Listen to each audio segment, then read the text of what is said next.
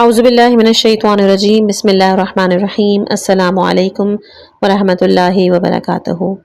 آپ سن رہے ہیں امام حسن مجتبیٰ علیہ السلام کی حیات مبارکہ پر مبنی آڈیو بک۔ آئیں ان کی بابرکت زندگی کے سنہری واقعات سے ایمان اور عقیدت کی روشنی حاصل کریں۔ اس آڈیو بک کے لیے جتنی بھی آڈیوز ریکارڈ ہوں گی وہ آپ پلے لسٹ بنامے امام حسن میں جا کر ملاحظہ کر سکتے ہیں۔ اس کتاب کو شروع کرنے سے پہلے میں اس کمنٹ کی طرف آپ تمام کی توجہ مبذول کرانا چاہوں گی کہ جو کمنٹ کیا گیا تھا اور 3 طرح کے چیزوں کے بارے میں ریکویسٹ کی گئی تھی۔ ایک تھا مقتل، کیونکہ میں مقتل لہوف ایڈ کر چکی ہوں۔ اس کے علاوہ حیات رسول کہ جس میں 250 سالہ انسان میں آپ تمام 14 معصومین کے حوالے سے ذکر سن سکتے ہیں۔ اس کے علاوہ ایک اور کتاب ہے ذکر و فکر، اس میں بھی اماموں کے تمام زندگانی بہت مختصر انداز سے بیان کی گئی ہے۔ لیکن ایک جو ٹاپک تھا مولا امام حسن مجتبیٰ کی پوری ہسٹری، صلح نامہ اور شہادت، مجھے لگا کہ ہاں اس پر بات کرنی، اس لیے بغیر کسی تمہید کے ہم لوگ شروع کرتے ہیں امام کے حالات کو۔ یکم ذی الحجہ سن 2 ہجری کو مولا کائنات حضرت علی علیہ السلام کا عقد صدیقہ طاہرہ حضرت فاطمہ سلام اللہ علیہا سے ہوا، اور تقریباً 9.5 ماہ کے بعد 15 رمضان 3 ہجری میں امام حسن علیہ السلام کی ولادت باسعادت ہوئی، جس کے بارے میں جناب ام الفضل نے یہ خواب دیکھا تھا کہ رسول اکرم صلی اللہ علیہ وآلہ وسلم کے جسم اقدس کا ایک ٹکڑا میری گود میں آیا اور وہ سخت پریشان تھی۔ رسول اکرم صلی اللہ علیہ وآلہ وسلم نے اس خواب کی یہ تعبیر بتائی کہ عنقریب میری بیٹی فاطمہ کے ہاں فرزند پیدا ہونے والا ہے اور اس کی تربیت کا شرف تمہیں کو حاصل ہوگا۔ ولادت کے موقع پر نام رکھنے کی رسم میں نہ حضرت علی علیہ السلام نے سبقت کی اور نہ ہی حضرت زہرا سلام اللہ علیہا نے۔ خود رسول اکرم صلی اللہ علیہ وآلہ وسلم نے بھی وحی الہی کا انتظار کیا اور جبرائیل امین یہ پیغام الہی لے کر آئے کہ علی بمنزلہ ہارون ہیں، تو ان کے فرزند کا نام ہارون کے فرزند کے نام پر شبہ رکھ دو، یا عربی زبان کے اعتبار سے حسن، اور اس طرح زہرا سلام اللہ علیہا کے پہلے فرزند کا نام حسن طے ہو گیا، اور یہ نام خزانہ قدرت سے عطا کیا گیا تھا، اس سے پہلے یہ نام کسی کا نہ تھا۔ القاب میں ذکی، طیب، سبط رسول، سید مشہور لقب ہے۔ کنیت ابو محمد ہے کہ جس کا تذکرہ مسلسل روایات اور زیارات میں وارد ہے۔ ولادت کے بعد پہلی غذا رسول اکرم صلی اللہ علیہ وآلہ وسلم کی زبان مبارک سے حاصل کی کہ جو ظاہری اعتبار سے اثرات رسالت کے منتقل کرنے کا ایک ذریعہ تھی۔ عقیقے کی رسم بھی رسول اکرم صلی اللہ علیہ وآلہ وسلم نے ادا کی، اور اس طرح اسلام میں اس مبارک رسم یا سنت رسول کا آغاز۔ امام حسن مجتبیٰ علیہ السلام کا زمانہ وہ تھا کہ جب مسلمان جنگ احد کی تیاریوں میں مصروف تھے۔ اس طرح آپ نے عام بچوں کے اعتبار سے لاشعوری دور میں اور امامت کے اعتبار سے مکمل طور پر شعوری اعتبار سے سب سے پہلے اصحاب باوفا کی بے وفائی کا سامنا کیا، جہاں رسول اکرم صلی اللہ علیہ وآلہ وسلم میدان میں تقریباً تنہا کھڑے تھے۔ مال غنیمت کے لالچیوں نے انہیں فوج دشمن کے حوالے کر کے اپنی جان بچا لی، اور انہیں متعدد زخموں کی اذیت بھی برداشت کرنا پڑی، اور پھر یہی نقش اول آپ کی زندگی کا نقش آخر بھی بنا۔ سن 2 ہجری کی جنگ احد کے بعد امام حسن نے پھر 5 ہجری میں جنگ احزاب کا مشاہدہ کیا۔ 6 ہجری میں صلح حدیبیہ ہوئی، اور اس میں اصحاب کا یہ طرز عمل دیکھنے میں آیا کہ پہلے صلح کے لیے آمادہ ہو جاتے ہیں اور اس طرح جان بچنے کا راستہ نکل آتا ہے، اور اس کے بعد صاحب منصب کے منصب میں بھی شک کرنے لگتے ہیں۔ یہ بھی امام حسن کی زندگی کا ایک المیہ تھا کہ جس سے آپ کو خود اپنے دور میں بھی دوچار ہونا پڑا۔ 7 ہجری میں جنگ خیبر، اور وہاں بھی یہ نظر سامنے آیا کہ حضرت علی علیہ السلام کی شجاعت کا سہارا نہ ہوتا تو تاریخ اسلام میں فرار کے علاوہ کوئی داستان نہ تھی۔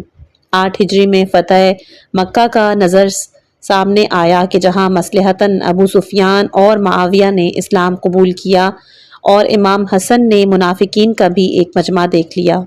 9 ہجری میں اسلام کے صداقت کے مارکے میں پہل امام حسن علیہ السلام نے براہ راست شرکت کی، سب سے آگے رہے۔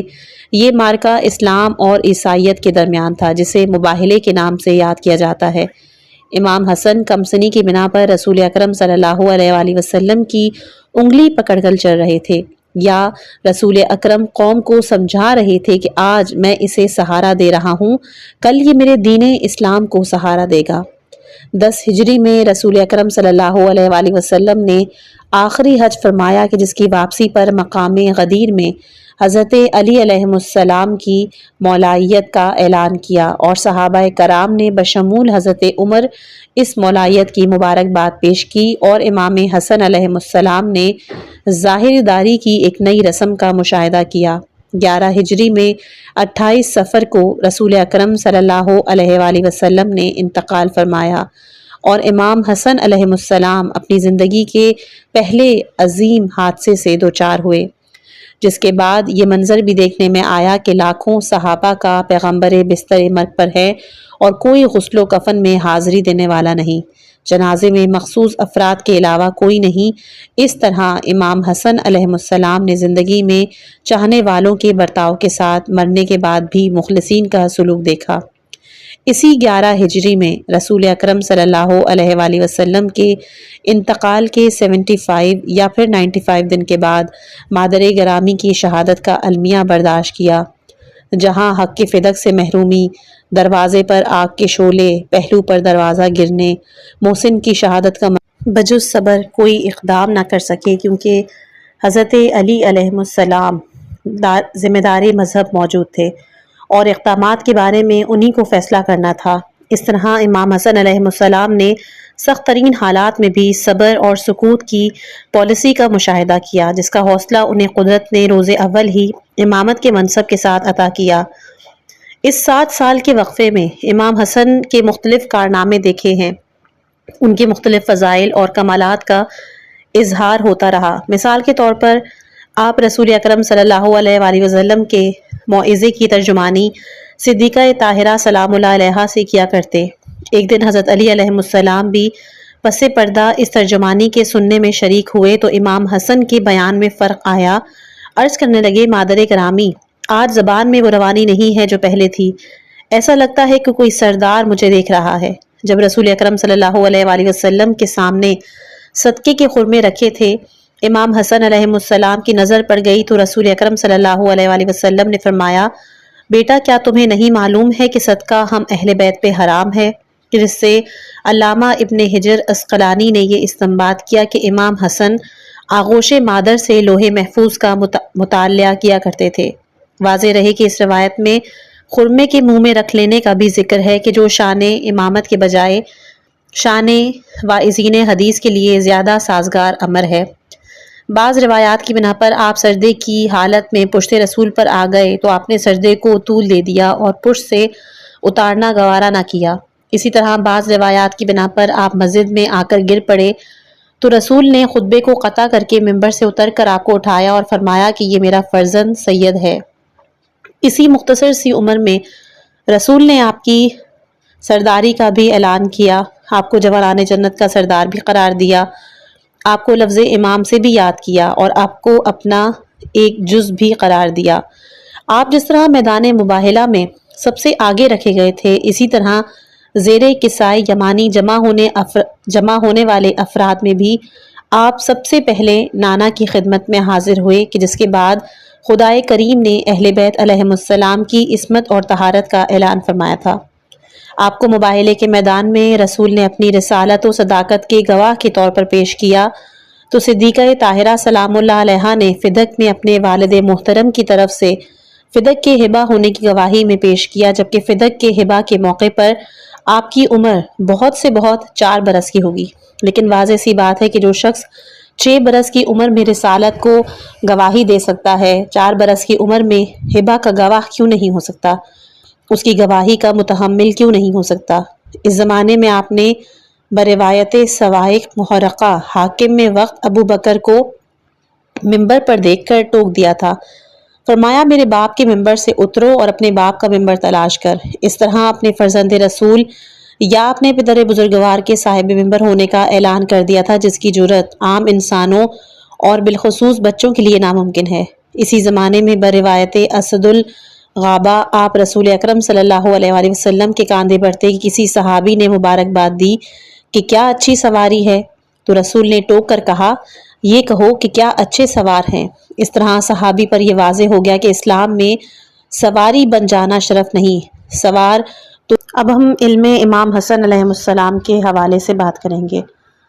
بچپنے کا ایک زمانہ تھا، ابو بکر کا دور خلافت تھا۔ ایک شخص نے خلیفۃ المسلمین سے سوال کیا کہ حالت احرام میں شتر مرغ کے انڈے کھا لیے ہیں تو کفارہ کیا دینا ہوگا؟ آپ نے مسئلے کو عبد الرحمن بن عوف کے حوالے کیا۔ اس نے سنگینی مسئلے کو دیکھا تو اسے حضرت علی علیہ السلام کے حوالے کیا اور آپ نے امام حسن علیہ السلام کو جواب دینے کا حکم دیا۔ امام حسن علیہ السلام نے کہا کہ اونٹنیوں پر اتنی ہی مقدار میں اونٹ چھوڑ دیے جائیں اور پھر جو بچے پیدا ہوں انہیں خانہ خدا کے حوالے کر دیے جائیں۔ مولا علی علیہ السلام نے کہا کہ فرزند، بعض انڈے خراب بھی تو ہوتے ہیں۔ عرض کی بے شک، لیکن بعض حمل ضائع بھی تو ہو سکتے ہیں۔ اسی طرح مولا علی علیہ السلام مقام رہبہ میں تھے کہ ایک شخص نے آ کر اظہار خلوص کیا، فرمایا کہ تو میرا دوست نہیں ہے، معاویہ کا جاسوس ہے، اور اس سے بادشاہ روم نے چند سوال کیے ہیں، وہ ان کے جوابات سے عاجز تھا تو اس نے تجھے یہاں روانہ کیا۔ پھر امام حسن کو جواب دینے کا حکم دیا۔ اس شخص نے جو سوالات بتائے وہ یہ تھے: پہلا، حق اور باطل کا فرق کیا ہے؟ دوسرا، زمین اور آسمان کا فاصلہ کیا ہے؟ تیسرا، مشرق اور مغرب کی مسافت کتنی ہے؟ چوتھا، خنسہ کسے کہتے ہیں اور اس کی شناخت کا ذریعہ کیا ہے؟ اور پانچواں کہ وہ 10 اشیاء کون سی ہیں کہ جن میں سے ہر ایک دوسرے سے قوی تر ہے؟ آپ نے بالترتیب فرمایا، پہلے کا جواب کہ حق اور باطل کا فاصلہ 4 انگشت کے برابر ہے کہ جسے اپنی آنکھ سے دیکھا وہ حق اور جسے صرف سنا ہے وہ ناقابل اعتبار۔ دوسرا کہ زمین و آسمان کا فاصلہ بقدر آہ مظلوم ہے کہ اس فاصلے کو وہی طے کر سکتی ہے اور بس۔ مشرق اور مغرب کا بعد بقدر سیر آفتاب ہے کہ وہ ایک دن میں یہ فاصلہ طے کر لیتا ہے۔ تیسرا، خسنا اس انسان کو کہتے ہیں کہ جس کے مرد اور عورت ہونے کا معاملہ مشتبہ ہو۔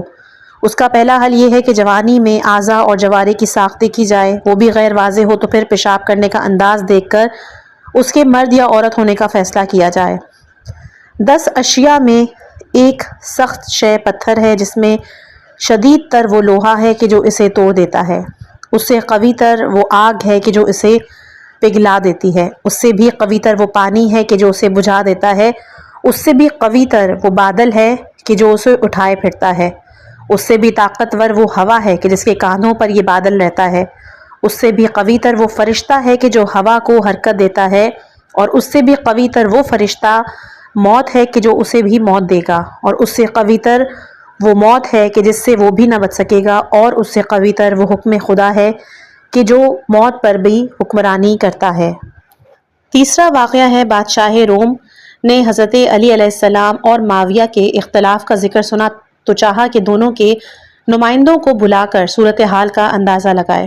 چنانچہ اس نے فریقین کے نمائندے طلب کیے۔ معاویہ نے یزید کو بھیجا اور امیر المومنین علیہ السلام نے امام حسن علیہ السلام کو۔ یزید نے بادشاہ روم کی دستبوسی کی۔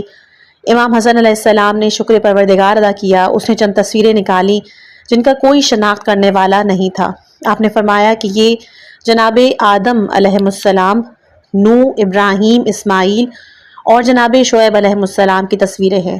ایک تصویر کو دیکھ کر رو دیے کہ یہ میرے جد بزرگوار کی تصویر ہے، جس پر بادشاہ روم نے یہ عجیب و غریب سوال کیا کہ وہ کون سی مخلوق ہے کہ جو بغیر ماں باپ اور نر اور مادے کے پیدا ہوئی۔ آپ نے کہا وہ 7 مخلوقیں ہیں، پہلی جناب آدم، دوسری جناب حوا، تیسری فدیہ اسماعیل کا دمبا، چوتھی جناب صالح کی ناقہ، پانچویں جناب موسیٰ کا اژدہا، چھٹا ابلیس، اور ساتواں وہ کوا کہ جس نے قابیل کو دفن کرنے کا طریقہ سکھایا تھا، جس پر بادشاہ روم بے حد خوش ہوا اور اس نے آپ کو تحفے اور تحائف کا نذرانہ بھی پیش کیا۔ اب ہم امام حسن علیہ السلام کی اخلاق کے حوالے سے بات کریں گے۔ امام حسن اخلاق کریمانہ کی اس وسعت کے مالک تھے کہ خلق حسن ایک محاورے کی حیثیت رکھتا تھا۔ چنانچہ اس حدیث میں اس سلسلے میں متعدد واقعات ہیں۔ پہلا یہ کہ گھر کی خادمہ سے شوربہ کپڑے پر گر گیا۔ آپ نے سزا دینے کے بجائے اسے راہ خدا میں آزاد کر دیا تاکہ اسے کنیز ہونے کی بنا پر قابل تعزیر ہونے کا احساس نہ پیدا ہو۔ ایک مرد شامی نے آپ کا راستہ روک کر آپ کو بہت برا بھلا کہا. آپ نے کہا اس بات کی ضرورت نہیں, تجھے غذا کی ضرورت ہو حاضر ہے, لباس کی ضرورت وہ بھی حاضر, سواری وہ بھی حاضر. وہ اپنی اس حرکت پر بے حد شرمندہ ہوا اور بے ساختہ بول اٹھا کہ اللہ بہتر جانتا ہے کہ اپنے پیغام کو کس منزل پر رکھے گا. اسی طرح آپ نے متعدد بار سارا اپنا مال راہ خدا میں تقسیم کیا اور اپنے لیے کچھ نہ بچایا. تو کہنے والے نے عرض کی کہ حضور آپ تو سب خرچ کر دیتے ہیں, بے حساب عطا کرتے ہیں. فرمایا میں اپنے مال سے کچھ نہیں کرتا, خدا مجھے دیتا ہے, میں غربا کو دیتا ہوں. خدا دینا بند کر دے گا, میں بھی بند کر دوں گا, لیکن میں بند کر کے خدا کی عطا پر بے اعتمادی کا اظہار نہیں کر سکتا. اپنے کمال کی تعریف کو عطائے پروردگار کی طرف موڑ دینا کمال شرافت اور معراج بندگی کی دلیل ہے کہ جو اہل نفسانیت کو کبھی حاصل نہیں ہو سکتی.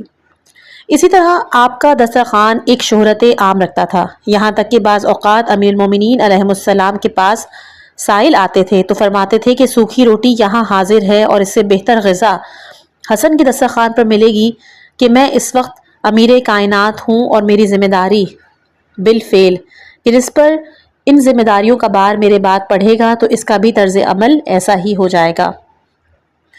اسی طرح حاکم شام نے مدینے میں اپنی سخاوت کا مظاہرہ کیا, سارا مال تقسیم کیا, امام حسن علیہ السلام کو طلب کیا اور آپ دربار میں گئے, اتنا ہی مال طلب کر کے آپ کے حوالے کیا کہ آپ فرزند رسول ہیں, آپ کا حق سب سے زیادہ.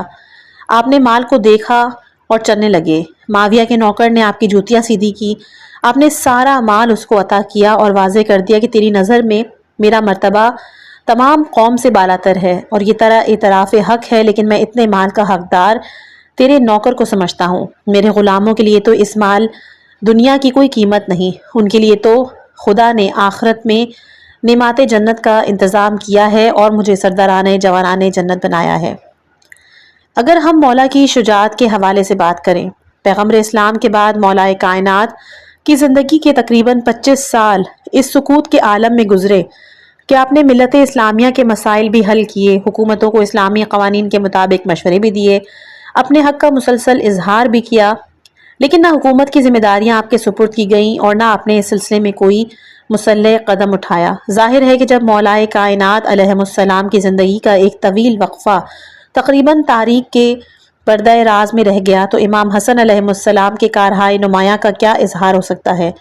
صرف چند علمی مسائل کے سلسلے میں آپ کا ذکر ضرور ملتا ہے, لیکن اس کے علاوہ اور کوئی واضح تذکرہ تاریخ میں نہیں. البتہ قتل عثمان کے موقع پر جب محاصرہ شدہ لوگوں کو پانی فراہم کرنے کا سوال پیدا ہوا تو پھر امام حسن علیہ السلام ہی نے یہ خدمت انجام دی تھی کہ بنی امیہ کو اس احسان کا بھی احساس رہے, اور پھر امیر المومنین علیہ السلام کے خلیفۃ المسلمین ہونے کے بعد جب جنگو جمل اور صفین کے مارکے پیش آئے تو اس میں بھی امام حسن علیہ السلام نے شرکت کی, اور پھر بعض اوقات پرچم اسلام بھی آپ کے ہاتھوں میں رہا. خود اپنی صلح کے بعد جب معاویہ کی شرارتیں تمام نہیں ہوئیں تو آپ حکم خدا کا سہارا لے کر اٹھ کھڑے ہوئے, اگرچہ آپ نے قوم کی سستی اور بے وفائی کا مشاہدہ کر لیا تھا اور اسی بنیاد پہ صلح پر آمادہ ہو گئے تھے. جنگ جمل میں حضرت عائشہ کو مدینے واپس جانے پر آپ ہی کی ہیئت نے آمادہ کیا تھا, اور نہ ان کے حوصلے شکست کے بعد بھی بلند تھے. پھر جنگ صفین کے سلسلے میں جب کوفے کے حالات خراب ہوئے تو امیر مومنین علیہ السلام نے آپ ہی کو عمار یاسر کے ہمراہ روانہ کیا تھا کہ کوفے کی فضا کو سازگار بناؤ, اور آپ نے ایک تقریر سے کوفے کے حالات کا رخ تبدیل کیا اور تقریباً 9,500 کا لشکر تیار کیا تھا.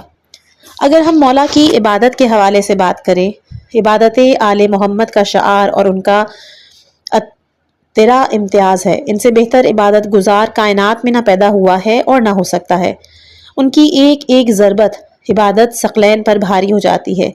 امام حسن علیہ السلام بھی انہی آل محمد کی ایک فرد ہیں جنہوں نے خوف خدا میں بے پناہ گریہ کیا. کبھی وقت وضو آپ کے چہرے کا رنگ متغیر ہوا, کبھی راہ خدا میں اپنا سارا مال بار بار تقسیم کیا, کبھی 25 حج پیدل کیے جبکہ سواریاں آگے آگے چل رہی تھیں. حد یہ کہ جب مسجد کوفہ میں امیر المومنین علیہ السلام کا سر اقدس شگافتہ ہوا, آپ خون میں نہائے ہوئے مصلی پر بیٹھے ہوئے تھے. آپ نے امام حسن ہی کو نماز پڑھانے کا حکم دیا, اور آپ نے ایسے سنگین حالات میں نہایت خشوع خضوع اور اخلاص قلب کے ساتھ نماز پڑھائی کہ ذہن اقدس پر حالات کی سنگینی اور سختی کا کوئی اثر نہیں تھا، اور توجہ اللہ کے بعد دنیا کا ہر خیال ذہن اقدس سے نکل گیا تھا۔ اگر مولا کی شہادت کا ذکر کریں تو معاویہ نے جب یہ دیکھا کہ تخت و تاج پہ قبضہ کر لینے کے بعد بھی وہ مقصد حاصل نہیں ہوا کہ جو اس کی نگاہ میں اہم ترین مقصد تھا، عالم اسلام نے اسے ابو سفیان کے ایک فرزند ہی کی حیثیت سے دیکھا۔ اس نے آپ کی زندگی کا خاتمے کا ارادہ کر لیا، متعدد بار آپ کو زہر دیا گیا لیکن قضاء و قدر نے بچا لیا، یہاں تک کہ مروان کے ذریعے آپ کی زوجہ جعدہ بنت اشس کے ہاتھوں زہر دلوایا گیا اور اسے 1,00,000 درہم نقد کے ساتھ اس وعدے سے نوازا گیا کہ اس کے احساس بیوگی کو زوجیت یزید سے ختم کیا جائے گا۔ چنانچہ اس ظالمہ نے زہر دیا اور آپ کے جگر کے 72 ٹکڑے ہو گئے، لیکن اس کے بعد اس ظالمہ کا بھی وہی انجام ہوا کہ جو دنیا کے ہر ظالم کا جلد یا بدیر ہوا کرتا ہے۔ معاویہ نے اسے دریا میں پھینکوا دیا کہ جب تو حسن جیسے انسان سے وفا نہیں کر سکتی، یزید سے کیا وفا کرے گی؟ اس طرح جعدہ کی زندگی کے ساتھ زوجیت کی عظمت بھی غرق کے دریا ہو گئی۔ معاویہ کے زہر دلوانے کا سب سے بڑا ثبوت یہ ہے کہ اس نے خبر شہادت امام حسن علیہ السلام سننے کے بعد سجدہ شکر ادا کیا اور اس قدر بلند آواز سے تکبیر کہی کہ لوگ دریافت حال پر مجبور ہو گئے۔ اس طرح انہیں امام حسن علیہ السلام کی خبر شہادت بھی ملی۔ معاویہ کے بعد بنی امیہ کا نمبر آیا۔ جب امام حسن علیہ السلام کا جنازہ روضہ رسول کی طرف چلا تو بنی امیہ نے مزاحمت کی۔ ایک مرتبہ پھر حضرت عائشہ میدان میں آئیں۔ اس مرتبہ آپ خچر پہ سوار تھی اور فرمایا کہ حسن کا جنازہ پہلو رسول میں دفن نہیں ہو سکتا، اور اس اشتعال انگیزی کا اثر یہ ہوا کہ بنی امیہ نے جنازے پر تیر اندازی شروع کی۔ بنی ہاشم امام حسن کے جنازے کو واپس لا کر بقیع میں دفن کرنے پہ مجبور ہو گئے اور امام حسین علیہ السلام نے کسی طرح کی مزاحمت پسند نہیں کی۔ امت کو اس بات کی خوشی ضرور ہوئی کہ پہلو رسول میں دفن ہونے کا شرف اہل بیت کو نہیں حاصل ہوا، لیکن وہ اس بات سے غافل رہ گئی کہ اہل بیت کی جگہ روز اول سے قلب رسول میں ہے۔ انہیں پیغمبر اسلام نے اپنا جز اور ٹکڑا قرار دیا اور اپنی عظمت میں مسکن اور مدفن کے وہ لوگ محتاج نہیں ہیں۔ اب ہم مولا کے ازواج کے حوالے سے بات کرتے ہیں۔ تاریخ کی نشاندہی کی بنیاد پر امام حسن علیہ السلام کی پوری زندگی میں مختلف اوقات میں صرف 9 ازواج کا پتہ ملتا ہے کہ جن کے اسما ہیں ام فروہ، خولہ بنت منظور، ام بشیر، سقفیہ، رملہ، ام الحسن بنت عمرو قیس، جعدہ، ام اسحاق بنت طلحہ بن عبید اللہ تمیمی۔ لیکن بنو امیہ کے نمک خاروں نے امام حسن علیہ السلام کے کردار کو مجروح بنانے کے لیے افسانہ سازی کا ایک نیا سلسلہ شروع کیا کہ جس طرح امیر المومنین علیہ السلام کے خلاف ابو جہل کی بیٹی سے عقد کرنے کا شاخانہ تیار کیا تھا، اسی طرح امام حسن مجتبی علیہ السلام کی زندگی میں باطل کی پروپیگنڈوں کی نقاب کشائی کے اعتبار سے مسئلہ تعداد ازدواج اور پھر حقائق فہمی کے اعتبار سے مسئلہ صلح بے حد اہمیت رکھتا ہے۔ مسئلہ تعداد ازدواج پر کافی بحثیں ہیں اور تمہیدی طور پر یہ بات نظر انداز نہیں ہونی چاہیے کہ امام حسن کا کردار ان دونوں مسائل میں بالکل رسول اکرم صلی اللہ علیہ وآلہ وسلم کے کردار ہے کہ آپ کے بارے میں بھی انہی 2 طرح کے مسائل کو حربہ بنایا گیا تھا۔ کبھی دشمن نے مسئلہ تعداد ازدواج کو ہوسرانی کا مورد الزام قرار ٹھہرایا اور کبھی بظاہر دوستوں نے مسئلہ صلح کو نبوت میں تشکیک کا ذریعہ قرار دیا، اور اس طرح نانا اور نواسے کا اتحاد قہری طور پر نظر عام پر آیا، چاہے دشمن اس امر کا اقرار نہ کرنا چاہے۔ صلح امام حسن علیہ السلام کے محرکات پر نظر ڈالنے کے لیے اس کے پس منظر کا نگاہ میں رکھنا بہت ضروری ہوگا کہ جو اس صلح کی پشت پر کام کر رہا ہے، جس کی صورتحال یہ ہے کہ 21 رمضان 40 ہجری کو امیر المومنین علیہ السلام کی شہادت اور ان کے دفن اور کفن کے بعد امام حسن علیہ السلام نے مسلمانوں کے مجمع سے خطاب کرتے ہوئے ایک مختصر مگر انتہائی جامع خطبہ دیا۔ مولا کہتے ہیں، ایھا الناس، آج کی شب اس شخص نے انتقال فرمایا کہ جس پر عمل اور کردار کے اعتبار سے نہ پہلے والے سبقت لے گئے اور نہ بعد والے وہاں تک پہنچ سکے ہیں۔ وہ مرد میدان رسول اکرم صلی اللہ علیہ وآلہ وسلم کے ساتھ راہ خدا میں جہاد کرتا رہا، انہیں بچاتا رہا، اور جب وہ پرچم دے کر اسے میدان جہاد میں بھیج دیتے تو داہنی طرف جبرائیل، بائیں طرف میکائیل، اور اس وقت تک وہ واپس نہ آتے جب تک دونوں ہاتھوں پر فتح حاصل نہ کر لیتے۔ ان کا انتقال اس رات میں ہوا کہ جس رات عیسیٰ ابن مریم کو آسمان پر اٹھایا گیا تھا۔ یوشع بن نون کا انتقال ہوا تھا۔ انہوں نے ترکے میں نہ درہم چھوڑے نہ دینار، صرف 700 درہم عطایا سے باقی رہ گئے، جس سے ایک خادم خریدنے کا ارادہ تھا اور وہ نہ ہو سکا۔ ایھا الناس، جو مجھے پہچانتا ہے وہ پہچانتا ہے، اور جو نہیں پہچانتا وہ پہچان لے، میں حسن ابن علی ہوں، فرزند رسول اکرم، فرزند وصی رسول، فرزند بشیر و نذیر، اور اس کا فرزند کہ جو خدا کی طرف دعوت دینے والا اور سراج منیر تھا۔ میرا شمار ان اہل بیت میں ہوتا ہے کہ جن سے خدا نے ہر رجس کو دور رکھا اور انہیں مکمل طہارت عنایت فرمائی، ان کی محبت کو اجر رسالت قرار دیا۔ نیکی ہم اہل بیت علیہم السلام کی محبت کا نام ہے۔ اس خطبے کا تمام ہونا تھا کہ قیس ابن سعد نے عرض کی، حضور اپنا ہاتھ بڑھائیں، ہم کتاب خدا، سنت رسول اور دشمنوں سے جنگ کے نام پر آپ کی بیعت کرنا چاہتے ہیں۔ تو آپ نے کہا کہ بس کتاب خدا اور سنت رسول، باقی چیزیں اس میں شامل ہیں، اور الگ سے کسی شرط کے اضافے کی ضرورت نہیں کہ یہ کتاب اور سنت کے ناقص ہونے کی علامت بن جائے گی۔ جب تم میری اطاعت کے لیے بیعت کر لو گے تو تمہیں میرے دشمن سے جنگ کرنا ہوگی، اور جس سے میں صلح کروں گا اس سے صلح کرنا ہوگی۔ بیعت تمام ہو گئی۔ 40,000 افراد نے امام حسن علیہ السلام کے ہاتھ پہ بیعت کی، اور آپ امامت واقعی کے علاوہ خلافت ظاہری کے بھی مالک ہو گئے۔ لیکن ادھر معاویہ کے جو جنگ صفین ہی میں اپنی بغاوت کا اعلان کر چکا تھا اور قضیہ تحکیم میں اپنی دانست میں خلافت اسلامیہ بھی حاصل کر چکا تھا، اپنی مکمل حکومت کی راہ ہموار کرنے کے لیے ابن ملجم کے ذریعے حضرت علی علیہ السلام کو شہید کرا چکا تھا، اسے اس امر کی اطلاع ملی کہ عراق کی حکومت پھر اولاد علی کی طرف جا رہی ہے۔ فوراً عریشہ دوانیاں شروع کی اور کوفے پر حملہ کرنے کے لیے 60,000 کا لشکر لے کر روانہ ہو گیا۔ امام حسن علیہ السلام نے قیس بن سعد کی سرکردگی میں 12,000 کا لشکر معاویہ کی پیش قدمی کو روکنے کے لیے روانہ کیا۔ معاویہ نے اپنی فطری مکاری سے کام لے کر قیس اور امام حسن علیہ السلام دونوں کے لشکر میں یہ خبر عام کر دی کہ معاویہ سے صلح ہو گئی ہے اور اب جب جنگ بلا سبب ہوگی۔ قیس کے لشکر میں خبر نشر ہوئی کہ امام حسن نے صلح کی اور قیس بلا سبب لڑ رہے ہیں، اور امام حسن علیہ السلام کے کیمپ میں یہ خبر نشر ہوئی کہ قیس نے صلح کر لی ہے اور امام حسن علیہ السلام بلا سبب جنگ کر رہے ہیں۔ اس طرح لشکر میں پھوٹ پڑی، اور تحکیم کے موقع پر حضرت علی علیہ السلام کو دین سے خارج کہنے والوں نے امام حسن علیہ السلام پر بھی دین سے منحرف ہونے کا الزام لگا دیا۔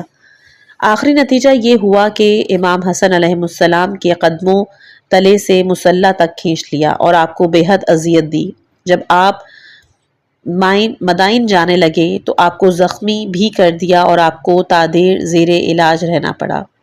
اب امام حسن علیہ السلام کے حالات اس موڑ پر تھے کہ امیر المومنین علیہ السلام کی شہادت کے بعد معاویہ کی ہمتیں بڑھ گئی تھیں، اسے تحکیم کو مستحکم کرنے کا موقع ملا اور مسلمانوں کو بھی مال اور دولت کی طرف جانے کا ایک راستہ ملا۔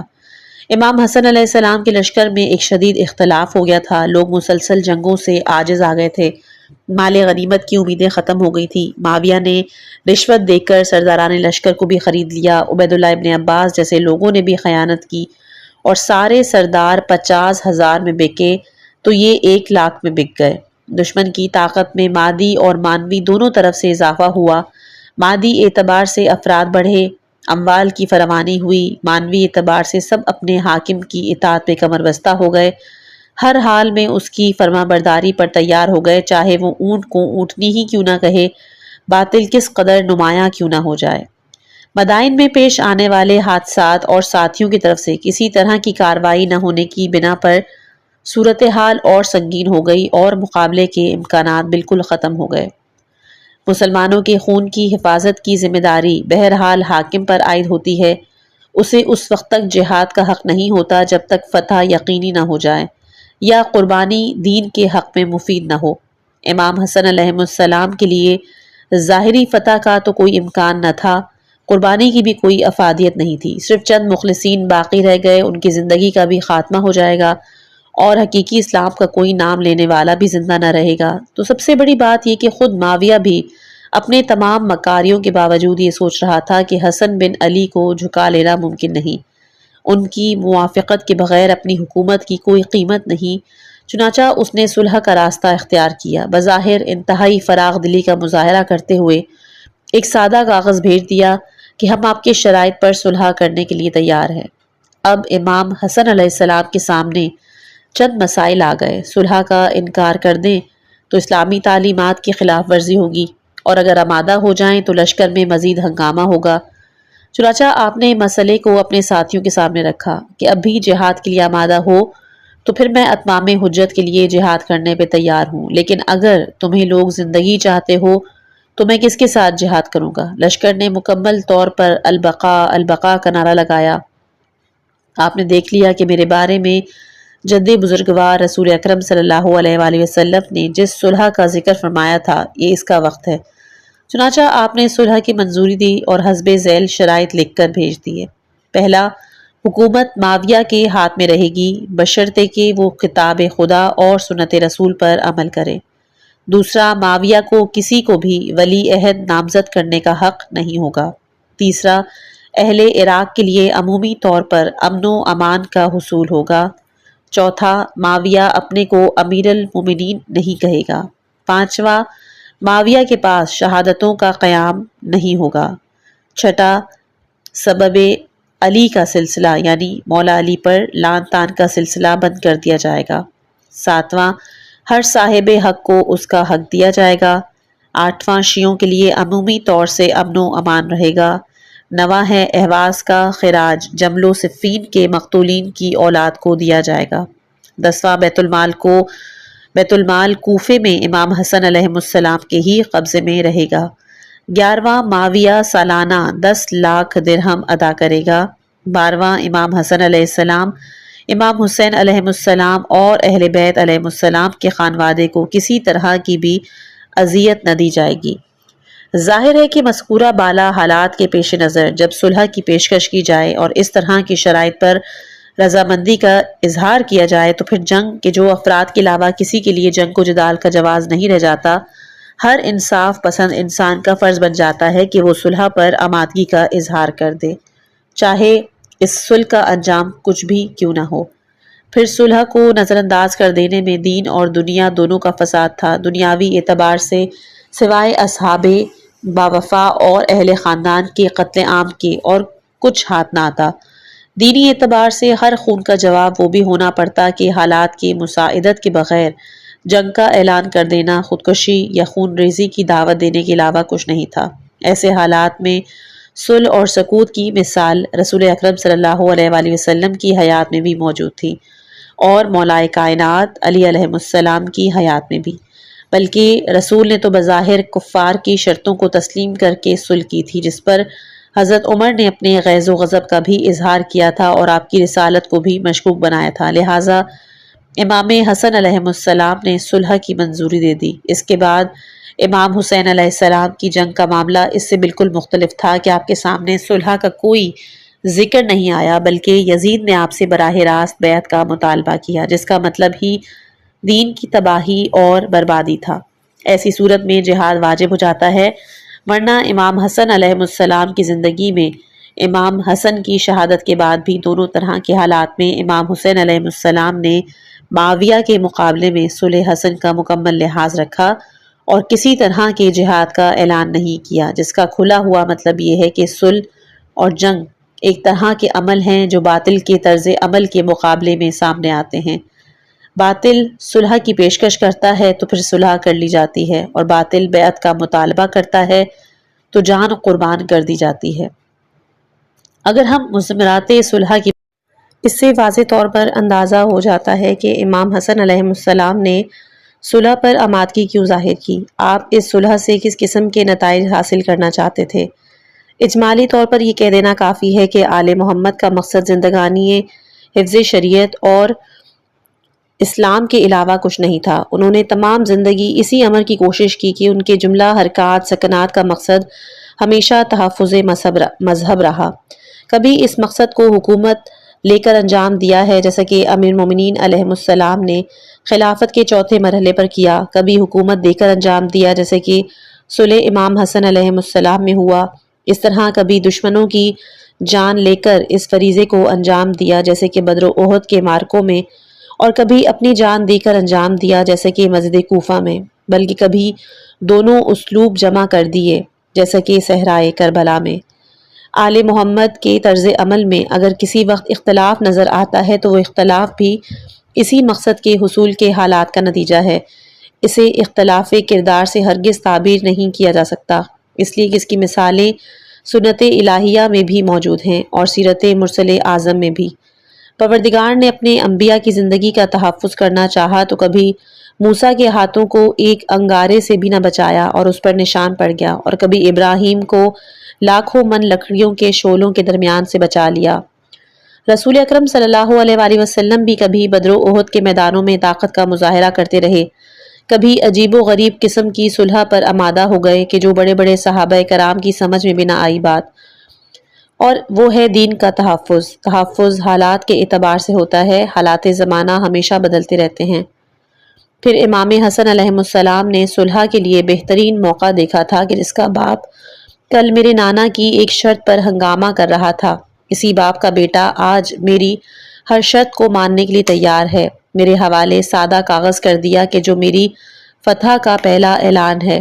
میرے لیے بہترین امکان ہے کہ میں شرائط لکھ کر ایک بہترین دستاویز تیار کروں کہ جو صبح قیامت تک فریقین کی نیت اور ذہنیت کی بھی ترجمانی کرتی رہے، حق و باطل کی شناخت حاصل کرنے والے کی رہنمائی بھی کرتی رہے۔ چنانچہ امام حسن علیہ السلام نے اپنی صلح سے حسب ذیل فوائد حاصل کر لیے۔ پہلا فائدہ کہ جو حاکم شام معاویہ کہ جو باپ، دادا، ماں، نانا یعنی ددھیال اور ننیال دونوں طرف سے دشمن اسلام تھا، اسے گویا دین اسلام کا محافظ بنایا۔ اب وہ اسلام کو آل رسول کی میراث سمجھنے کے بجائے اپنی ملکیت سمجھنے لگا اور اس کے تحفظ پر آمادہ ہوا۔ جس طرح بزرگوں کا کہنا ہے کہ محلے میں مال کو محفوظ رکھنا ہے تو اس کے پاس رکھوا دو کہ جس سے چوری کا خطرہ ہو، مال ہمیشہ محفوظ رہے گا۔ دوسرا فائدہ یہ کہ ظالمین کا تاریخی کردار یہ رہا کہ حالات کے بدلتے ہی اپنی سابقہ روش کا انکار کر دیتے ہیں اور اپنے کو معصوم ثابت کرنے لگتے ہیں۔ امام حسن علیہ السلام نے چاہا کہ جو سبب علی علیہ السلام کے بند کرنے کی شرط لگا کر دنیا پر یہ واضح کیا کہ شام کے زیر اقتدار نفس رسول سے کس طرح کا برتاؤ کیا جا رہا ہے اور آل محمد کس مظلومیت کی زندگی گزار رہے ہیں۔ تیسرا فائدہ اسلامی حکومت کے لیے سب سے اہم بات یہ کہ اس کی بنیاد کتاب اور سنت پر ہو، اس سے ہٹ کر کوئی حکومت اسلامی کہے جانے کے قابل نہیں۔ امام حسن علیہ السلام نے پہلی شرط یہ قرار دی تھی کہ تجھے کتاب خدا اور سنت پر عمل کرنا ہوگا کہ جو اس امر کا کھلا ہوا اعلان تھا کہ شام کی حکومت میں کتاب اور سنت پر عمل نہیں ہو رہا، اور امام حسن علیہ السلام کی پہلی ترجیح یہ ہے کہ کتاب و سنت پر عمل ہو چاہے حکومت کسی کے ہاتھ میں ہو۔ ہمارا مقصد حکومت نہیں ہے، کتاب اور سنت پر عمل درآمد کرانا ہے۔ چوتھا فائدہ ہر مسلمان کا فرض ہے کہ مسلمانوں کے جان مال کا تحفظ کرے، اس کے لیے ہر وہ راستہ اختیار کرے کہ جو قوانین شریعت اسلام کے خلاف نہ ہو۔ امام حسن علیہ السلام کو معلوم تھا کہ حاکم شام بہرحال کسی نہ کسی بہانے میرے اصحاب اور مخلصین کے جو اسلام کے حقیقی مخلصین ہیں ان کی زندگی کا خاتمہ کر دینا چاہتا ہے۔ ان زندگیوں کے تحفظ کا بہترین ذریعہ یہ صلح نامہ ہے کہ جس کے مرتب کرنے کا اختیار میرے ہاتھوں میں آ گیا، لہٰذا آپ نے صلح نامہ مرتب کر کے ان زندگیوں کا بھی تحفظ کیا جن کے تحفظ کے لیے اچھے خاصے لشکر اور اسلحہ بھی ناکافی تھے، جیسا کہ تاریخی تجربات سے واضح ہو چکا تھا۔ البتہ اس طرز عمل کا قیاس جمل اور صفین کی لڑائیوں پر نہیں ہو سکتا کہ امیر المومنین علیہ السلام نے اپنے مخلصین کی زندگیوں کا تحفظ کیوں نہیں کیا، اس لیے کہ جنگ جمل و صفین میں دشمن حملہ آور تھا اور حملہ آور سے تحفظ کا طریقہ مسلح مقابلے کے علاوہ کچھ نہیں ہوتا۔ وہاں صلح کی کوئی پیشکش نہیں تھی جسے وسیلہ بنایا جا سکتا، جس طرح امام حسن علیہ السلام کے سامنے یہ غنیمت موقع آ گیا تھا، بلکہ صفین میں بھی جب نیزوں پر قرآن بلند کیے اور یہ امکان پیدا ہو گیا کہ جنگ کو روکا جا سکے تو امیر المومنین علیہ السلام نے فوراً جنگ کو روکا اور دشمن کو خون ریزی کا مزید موقع نہیں دیا، حالانکہ آپ کو معاویہ کی نیت کا بھی علم تھا اور آپ اس جنگ بندی کے نتائج سے بھی باخبر تھے۔ پانچواں فائدہ، صلح کے زیر اثر محبان اہل بیت علیہم السلام کو قدر آزادی کی سانس لینے کا موقع ملا۔ انہوں نے اپنے عقائد احکام کا اعلان شروع کیا، اس طرح امت کو بالواسطہ حقائق سے آگاہ کرنے لگے۔ چنانچہ اذان کے درمیان ولایت علی کا اعلان بھی اسی استفادے کی ایک کڑی تھی کہ جب معاویہ نے ممبروں سے گالیاں دلوانا شروع کی تو علی والوں نے مناروں سے ولایت کا اعلان شروع کر دیا تاکہ دنیا پر یہ واضح ہو کہ گالیوں کا یہ سلسلہ کسی عام انسان کے لیے نہیں بلکہ ایک ولی خدا کے لیے ہے کہ جسے قرآن نے ولی خدا قرار دیا، اور ولی خدا کو گالیاں دینا خود خدا کو دعوت جنگ دینے کے مرادف ہے، جس کے بعد اسلام کی کوئی حیثیت نہیں رہ جاتی اور معاویہ کسی رخ سے مسلمان نہیں رہ جاتا۔ امام حسن علیہ السلام کا تاریخی مناظرہ۔ صاحب احتجاج علامہ تبریسی کا بیان ہے کہ ابو مخفف یزید بن ابی حبیب مصری کی روایت کی بنا پر اسلام میں اس سے بڑا کوئی مناظرہ نہیں ہوا جیسا مناظرہ معاویہ کے دربار میں اس دن ہوا جس دن دربار میں عمر بن عثمان بن عفان، عمرو عاص، عتبہ بن ابی سفیان، ولید بن عقبہ اور مغیرہ بن شعبہ سب جمع ہو گئے۔ سب نے طے کیا کہ آج حسن مجتبیٰ علیہ السلام کو دربار میں بلا کر انہیں خوب برا بھلا کہا جائے اور انہیں ذلیل کیا جائے۔ چنانچہ عمر بن عاص نے معاویہ سے اس خواہش کا اظہار کیا۔ معاویہ نے کہا کہ یہ تم سب کے بس کا کام نہیں، اس میں تمہاری ہی رسوائی ہوگی، لیکن حاضرین نے اصرار کیا اور اس نے امام حسن علیہ السلام کو طلب کیا۔ آپ نے قاصد سے دربار کے حالات اور دریافت کیے اور دعائے حفظ از شیاطین پڑھ کر گھر سے نکلے۔ دربار میں پہنچے تو معاویہ نے استقبال کیا، احترام سے بٹھایا۔ آپ نے فرمایا مجھے کیوں طلب کیا؟ اس نے کہا ان لوگوں نے یہ ثابت کرنے کے لیے بلایا ہے کہ عثمان مظلوم مارے گئے ہیں اور انہیں آپ کے باپ نے قتل کیا، لہٰذا آپ ان کا بیان سنیں اور انہیں جواب دیں۔ آپ نے فرمایا کہ یہ تیرا دربار ہے، اگر تو نے انہیں بولنے کی اجازت دے دی ہے تو پھر جواب بھی سننا پڑے گا، بہرحال کسی ایک فریق کی طرف سے شرمندہ ہونا پڑے گا۔ مجھے معلوم ہوتا تو میں بھی بنی ہاشم کے اتنے ہی افراد ساتھ لے کر آتا، لیکن اب اللہ میرا مددگار ہے، یہ جو کچھ کہنا چاہتے ہیں کہیں، میں بحول قوت خدا ان سب کا جواب دوں گا۔ یہ سننا تھا کہ عمر بن عثمان نے اپنی بکواس شروع کی اور عثمان کی قرابت اور منزلت کا ذکر کرتے ہوئے یہ دعویٰ کیا کہ بنی ہاشم نے حسد کی وجہ سے انہیں قتل کیا اور یہ کس قدر ذلت کی بات ہے کہ خلیفہ مارا جائے اور اس کے قاتل آزاد گھومتے رہیں، ابھی تو تمہارے ذمے ہمارے 19 خون باقی ہیں۔ اس کے بعد عمر و عاص نے اتنا اور اضافہ کیا کہ تمہارے باپ نے ابو بکر کو بھی زہر دیا، عمر اور عثمان کو بھی قتل کیا، غلط حق کا دعویٰ کیا، تم امیر المومنین بننا چاہتے ہو حالانکہ تمہارے پاس عقل اور فکر نہیں، ہم نے تمہیں صرف گالیاں سنانے کے لیے بلایا ہے اور تم ہم میں کوئی عیب نہیں نکال سکتے، اور ہمت ہو تو بیان کرو، تمہارے باپ بدترین خلائق تھے، خدا نے ہمیں ان کے شر سے بچا لیا، اب تم ہمارے اختیار میں ہو، ہم تمہیں قتل بھی کر دیں تو کوئی عیب کی بات نہیں۔ اس کے بعد عتبہ بن ابو سفیان نے تقریر کی کہ تمہارا باپ بدترین قریش تھا، قطع رحم کرنے والا، اقربا کا خون بہانے والا، تمہارا شمار بھی قاتلان عثمان میں ہوتا ہے، ہم تمہیں قتل بھی کر دیں تو ہمارا حق ہے، خدا نے تمہارے باپ کو تو فنا کر دیا، اب تم خلافت کی امید رکھتے ہو جو ہرگز تمہارا حق نہیں اور نہ تم اس کے قابل ہو۔ اس کے بعد ولید بن عقبہ نے اس بات کی تکرار کی اور آخر میں کہا کہ عثمان تمہارے بہترین ماموں، تمہارے گھرانے کے بہترین داماد تھے، لیکن تم لوگوں نے حسد کیا اور انہیں قتل کرا دیا، اب دیکھو کہ خدا تمہیں کیا دکھاتا ہے۔ پھر اس کے بعد مغیرہ بن شعبہ نے مولا علی علیہ السلام کی شان میں انتہائی گستاخی کرتے ہوئے کہا کہ عثمان مظلوم مارے گئے اور تمہارے باپ کے پاس اس خون کا کوئی جواز نہیں تھا، انہوں نے قاتلان عثمان کو پناہ دی اور وہ ان کے قتل سے راضی تھے، جبکہ بنی امیہ بنی ہاشم کے حق میں خود بنی ہاشم سے بھی بہتر تھے، اور معاویہ تمہارے حق میں تمہارے باپ سے بھی بہتر ہے۔ تمہارے باپ نے رسول اکرم صلی اللہ علیہ وآلہ وسلم سے دشمنی کی، ان کے قتل کا منصوبہ بنایا کہ جو رسول کو معلوم ہو گیا تو بچ گئے، پھر انہوں نے ابو بکر کی بیعت سے انکار کیا، انہیں زہر دلوایا، پھر عمر کو قتل کیا، پھر عثمان کو قتل کیا، تو اب خدا کی بارگاہ میں تمہاری کیا حیثیت ہے؟ معاویہ کو خون عثمان کے قصاص کا حق ہے، علی کا خون عثمان کے خون سے زیادہ قیمتی نہیں، خدا اولاد عبد المطلب میں حکومت اور نبوت کو جمع نہیں کر سکتا۔ یہ سب اپنی اپنی بکواس تمام کر چکے تو پھر امام حسن علیہ السلام نے تقریر شروع کی۔ مولا کیا کہتے ہیں؟ خدا کا شکر ہے کہ اس نے ہمارے اول کے ذریعے تمہارے اول کو، ہمارے آخر کے ذریعے تمہارے آخر کو راہ ہدایت دکھلائی۔ میرے جد حضرت محمد مصطفیٰ صلی اللہ علیہ وآلہ وسلم پر رحمت پروردگار ایھا الناس، میری بات سنو اور سمجھنے کی کوشش کرو۔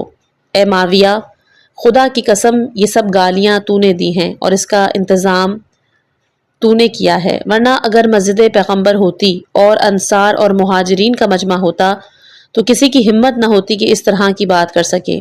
اچھا، اب سازش کرنے والوں سنو اور دیکھو، جس حق کو جانتے ہو اس کی پردہ پوشی نہ کرنا، اور میں غلط کہوں تو میری تصدیق بھی نہ کرنا۔ معاویہ، میں گفتگو کا آغاز تجھ سے کر رہا ہوں، اس سے کم ہی بیان کروں گا۔ ذرا خدا کو حاضر اور ناظر جان کر یہ بتاؤ کہ کیا تمہیں نہیں معلوم ہے کہ جس کو برا بھلا کہہ رہے ہو اس نے اس وقت دونوں قبلے کی طرف نماز پڑھی کہ جب تم لوگ لات اور عزا کی پوجا کر رہے تھے، اس وقت دونوں بیعتوں میں حصہ لیا ہے، جب پہلی بیعت کے وقت تم کافر تھے اور دوسری بیعت کے موقع پر بیعت شکن اور منحرف ہو گئے تھے۔ خدا را بتاؤ، کیا تمہیں اس بات کا علم نہیں کہ میرے باپ نے تم سے بدر میں اس عالم میں ملاقات کی کہ ان کے ہاتھ میں پرچم اسلام تھا اور تمہارے ہاتھ میں پرچم مشرکین، اور تم لات اور عزا کے پرستار تھے اور رسول سے جنگ کو واجب سمجھ رہے تھے۔ انہوں نے روز احزاب بھی تم سے مقابلہ کیا جبکہ وہ لشکر اسلام کے علم بردار تھے اور تم لشکر کفار کے۔ ان تمام مقامات پر خدا نے ان کی حجت کو مضبوط بنایا تھا اور ان کی دعوت کو ثابت کیا تھا، ان کی نصرت اور امداد کی تھی۔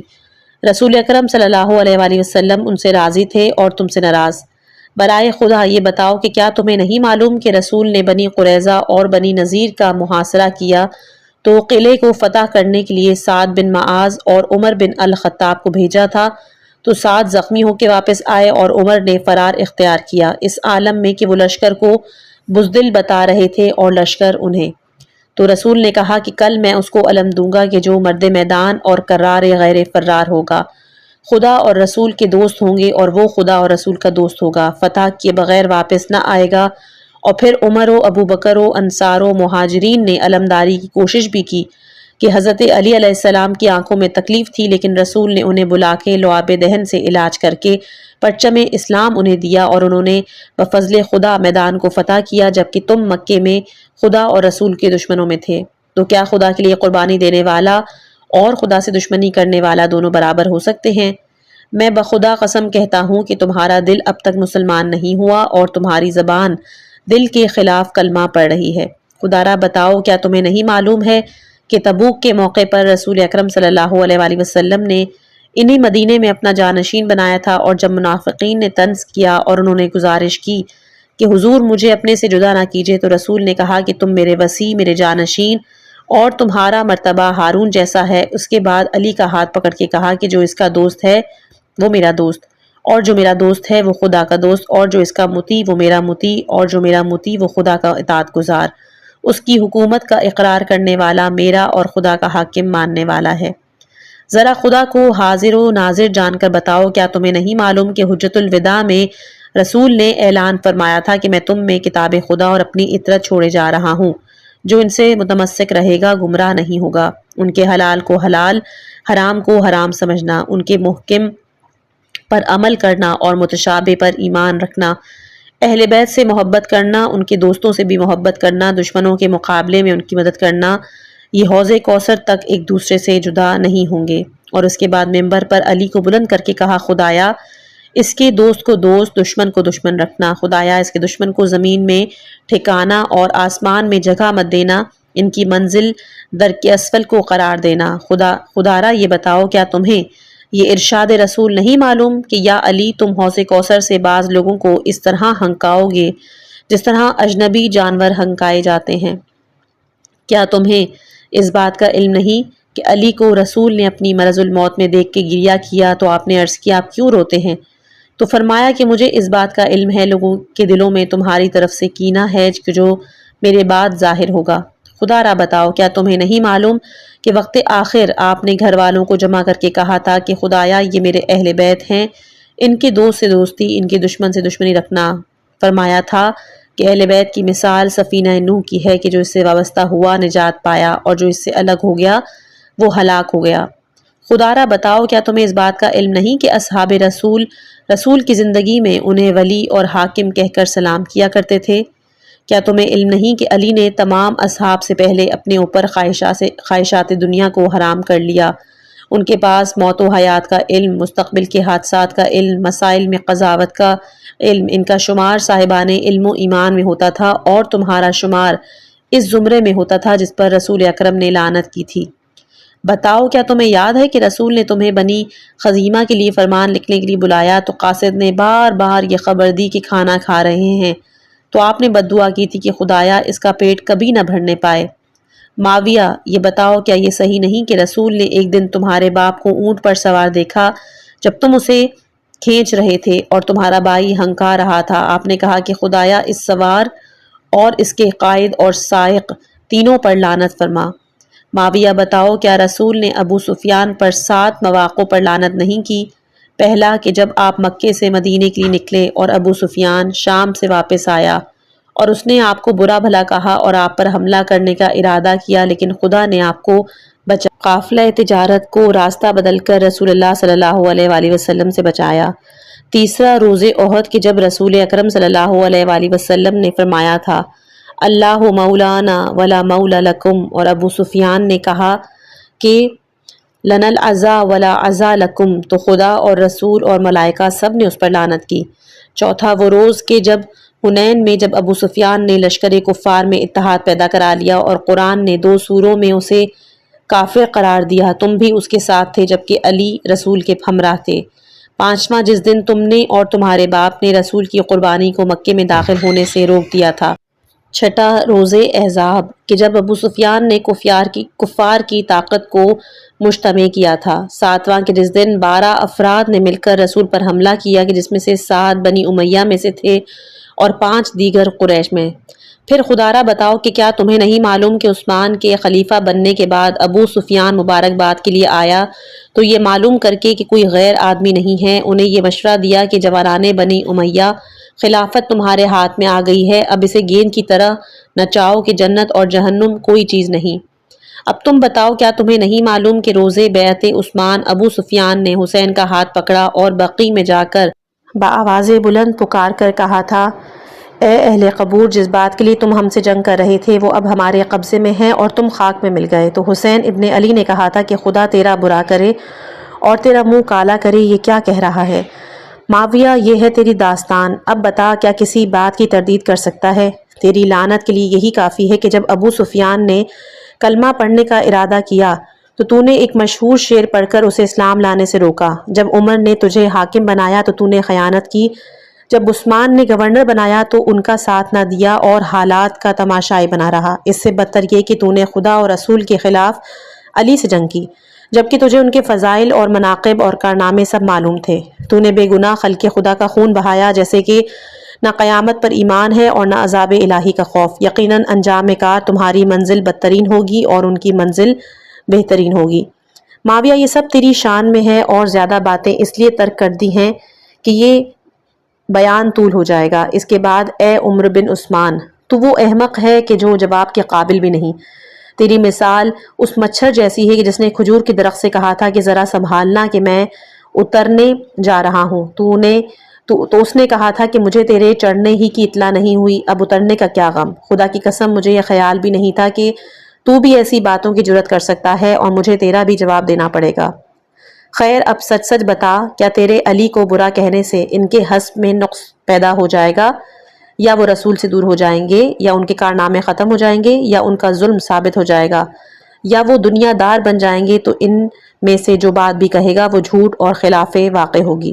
تیرا یہ کہنا کہ ہمارے ذمے 19 خون ہیں، تو ان مشرکین کو خدا اور رسول نے قتل کرایا، اور یقیناً تو بنی ہاشم میں سے 19 کے بعد بھی 3 کو اور قتل کرے گا، پھر بنو امیہ کے 19 مارے جائیں گے۔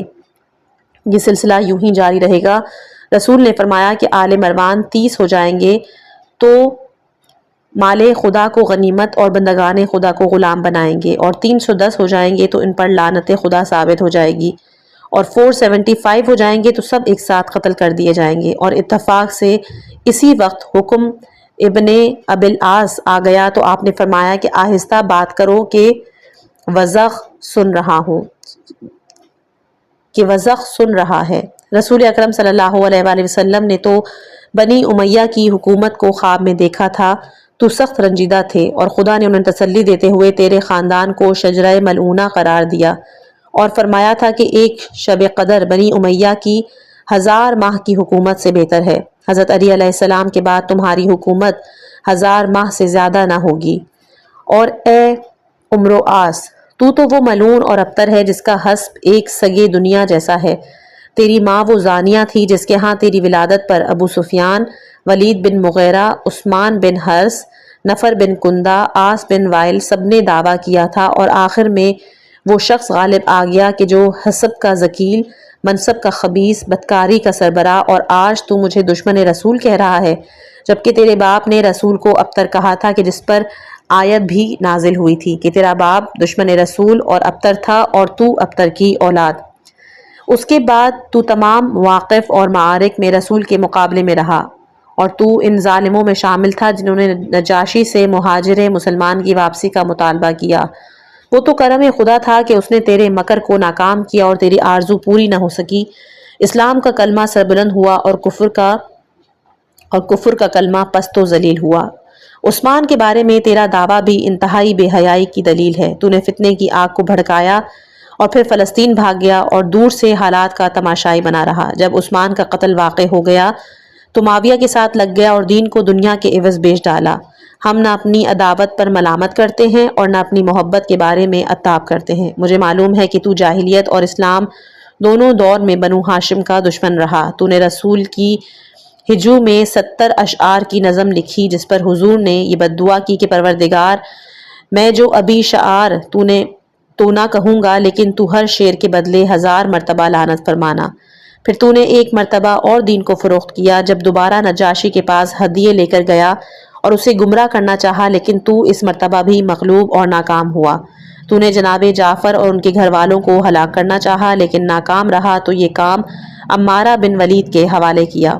اور تو اے ولید بن عتبہ، میں تجھے عداوت علی پر ملامت نہیں کرتا کہ انہوں نے تجھے شراب خوری پر 80 کوڑے لگائے، تیرے باپ کو روز بدر قتل کیا، پھر تو انہوں نے کیا برا کہے گا۔ خدائے متعال نے انہیں 10 آیتوں میں مرد مومن قرار دیا اور تجھے فاسق۔ تو قریش کے بارے میں کیا کہتا ہے؟ تو ذکوان جیسے کا کافر کا فرزند ہے۔ تیرا خیال ہے کہ عثمان کو ہم نے قتل کیا؟ یہ بات تو طلحہ، زبیر، عائشہ بھی حضرت علی سے نہ کہہ سکے، تو ہم سے کہہ رہا ہے۔ اگر تو اپنی ماں سے پوچھے کہ تیرا باپ کون ہے تو وہ بتائے گی کہ اس نے کس طرح ذکوان کو چھوڑ کر تجھے عتبہ بن ابی معیط سے جوڑ دیا، اس طرح سماج میں بلندی حاصل کر لی تھی، حالانکہ تیرے اور تیرے باپ کے لیے دنیا میں ذلت، آخرت میں رسوائی ہی ہے، اور خدا کسی پر ظلم نہیں کرتا۔ اور تو اے ولید، خدا گواہ ہے کہ تو جس کی طرف منسوب کیا جاتا ہے اس سے عمر میں بڑا ہے۔ تو علی کو کیا برا کہے گا؟ تیرے لیے یہی کافی ہے کہ اپنے کو اپنے باپ کا بیٹا ثابت کر کے جس کے بارے میں تیری ماں نے کہا تھا کہ جس کی طرف منسوب ہے تیرا باپ اس سے زیادہ لئیم اور ذلیل ہے۔ اور تو اے عتبہ بن ابو سفیان، خدا کی قسم تو قابل جواب بھی نہیں، تیرے پاس عقل ہے کہ تجھ پر عتاب کی جائے، نہ تجھ سے کسی خیر کی امید۔ تو اگر علی کو برا بھی کہے تو کیا کہا جائے کہ تو علی کے ایک غلام کے برابر بھی نہیں۔ پروردگار تیرے ماں باپ اور بھائی کے لیے طاق میں ہے، اور تو ان آباء و اجداد کی اولاد ہے جن کے بارے میں قرآن نے اعلان کیا کہ ان کا انجام جہنم ہے اور انہیں بدترین طعام اور شراب سے نوازا جائے گا۔ تو آج مجھے قتل کی دھمکی دے رہا ہے، تو نے اسے کیوں نہیں قتل کیا تھا جسے اپنی زوجہ کے ساتھ بستر پہ دیکھا تھا، جس نے تیری زوجہ پر قبضہ کر کے تیرے بیٹے کو زبردستی تیری طرف منسوب کر دیا؟ تجھے پہلے اپنے معاملے کا بدلہ لینا چاہیے اور اس کے بعد قتل عثمان کی فکر کرنی چاہیے۔ میں تیری زبان سے علی کی برائی پر ملامت نہیں کرتا کہ انہوں نے تیرے بھائی کو میدان بدر میں تنہا قتل کیا ہے اور تیرے دادا کو حمزہ کے ساتھ مل کے، اور دونوں کو واصل جہنم کیا، تیرے چچا کو حکم رسول سے شہر بدر کیا، تو اس کے علاوہ اور کیا کر سکتا ہے؟ رہ گئی میری امید خلافت، تو میں اگر ایسا کروں تو یہ میرا حق ہے، اور تو اپنے بھائی جیسا بھی نہیں۔ تیرا بھائی تو تجھ سے زیادہ خدا کا سرکش بندہ ہے اور مسلمانوں کا زیادہ خون بہانا چاہتا ہے، مکر و فریب سے اس حق کا طلبگار ہے جو ہرگز اس کا نہیں۔ اور تیرا یہ قول کہ علی قریش کے حق میں بدترین انسان تھے، تو خدا گواہ ہے کہ انہوں نے نہ کسی شریف کو معتبر بنایا ہے، نہ کسی بے گناہ کو قتل کیا ہے۔ اور تو اے مغیرہ بن شعبہ خدا کا دشمن ہے، کتاب خدا کو نظر انداز کرنے والا، رسول خدا کی تکذیب کرنے والا، تو وہ زانی ہے جس پر سنگسار کی سزا ثابت تھی اور گواہوں نے گواہی بھی دی تھی، لیکن حاکم نے سزا کو ٹال دیا اور حق کو باطل کے ذریعے دفع کر کے صداقت کو غلط بیانوں سے مغلوب کر دیا تھا۔ یہ سب اس لیے ہوا تھا کہ تیرے لیے آخرت میں دردناک عذاب اور دنیا میں ذلت و رسوائی ہے۔ تو نے ہی جناب فاطمہ بنت رسول کو زخمی کیا، محسن کو شہید کیا، جبکہ رسول نے انہیں خواتین جنت کا سردار قرار دیا۔ تو نے کس بات پر علی کو برا بھلا کہا؟ ان کے نسب میں کوئی نقص ہے یا وہ رسول اللہ سے دور ہے یا اسلام میں کوئی برا کام کیا یا فیصلے میں ناانصافی کی یا دنیا داری میں پڑ گئے؟ تو ایسے الزام لگائے گا تو جھوٹا ہوگا اور سب تیری تکذیب کریں گے۔ تیرا خیال ہے کہ علی نے عثمان کو قتل کیا، تو خدا کی قسم ان کا دامن ایسے الزامات سے بالکل پاک اور صاف ہے۔ اگر ایسا ہوتا بھی تو تجھ سے کیا تعلق؟ تو نے تو زندگی میں بھی عثمان کی مدد نہیں کی اور مرنے کے بعد بھی ان کے کام نہیں آیا۔ تیری منزل طائف میں تھی اور تو بدکردار عورتوں کی تلاش میں گھوم رہا تھا اور جاہلیت کا احیا کر کے اسلام کو فنا کرنا چاہتا تھا۔